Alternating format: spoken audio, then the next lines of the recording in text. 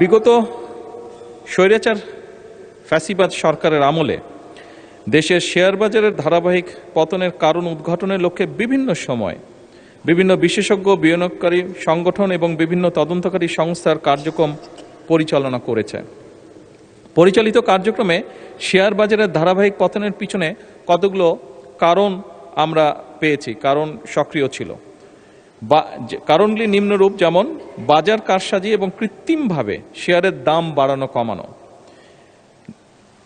এরপরে কিছু কোম্পানির আইপিও ও বন্ড ইস্যুতে বিভিন্ন রকম অনিয়ম, এরপর নিয়ন্ত্রক সংস্থার দীর্ঘমেয়াদী দুর্বল তদারকি এবং সময় মতন ব্যবস্থা গ্রহণ না করা, এরপরে কর্পোরেট সুশাসনের ঘাটতি এবং আর্থিক তথ্যের স্বচ্ছতার অভাব, এরপর প্রাতিষ্ঠানিক বিনিয়োগকারীদের সীমিত অংশগ্রহণ এবং বাজার আস্থার সংকট, এরপর নীতিগত অসঙ্গতি এবং বিনিয়োগকারীদের মধ্যে অনিশ্চয়তা, এরপর পুঁজিবাজার বান্ধব কর নীতির অভাব।